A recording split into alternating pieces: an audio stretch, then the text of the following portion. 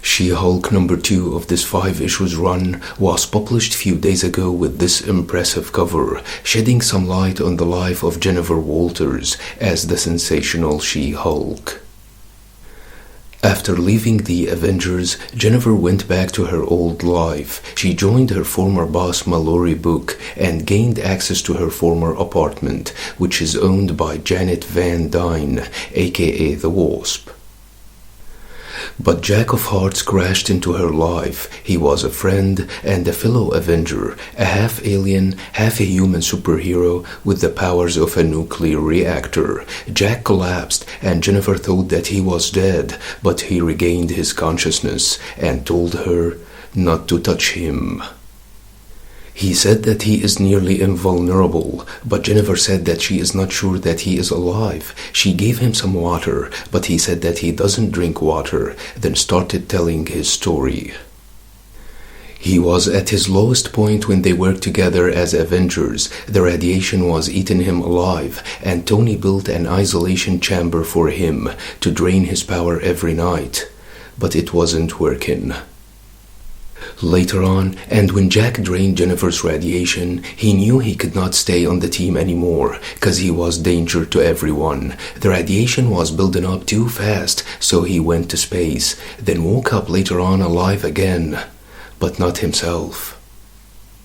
He was contained in some tube with someone draining his radiation, but he did not know if they were trying to hurt or help him. He was between life and death, conscious but never in control, and then he managed to break away.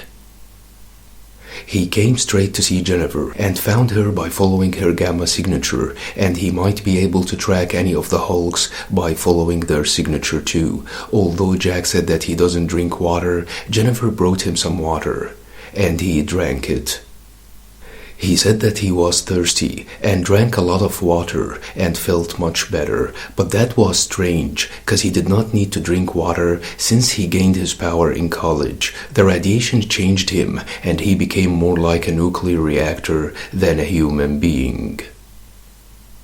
Jack then said that he did not eat since Bush was president, so Jennifer prepared him some food and he ate a lot. She then told him that they should let the Avengers know about his return, as they could help and figure out what was going on with him.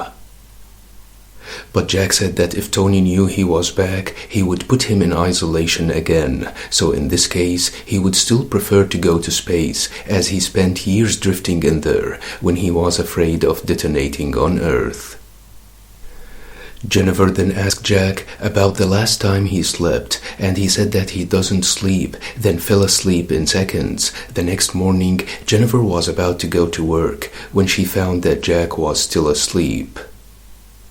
She wrote him a message and told him to get some rest and not to go to space and not to make big decisions until she gets back home. On her way to work, she found that an ambulance was stuck in the traffic, so she lifted the vehicle and put it down away from the traffic.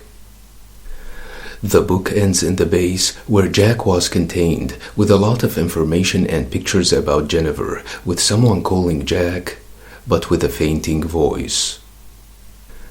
It seems that Jack has lost his powers and turned human, but I can see that he has feelings for Jennifer. I hope the short run will live up to our expectations, cause I like sensational She-Hulk. Let me know what you think about this book, and don't forget to subscribe, share, and like. Thanks for watching and have a nice one.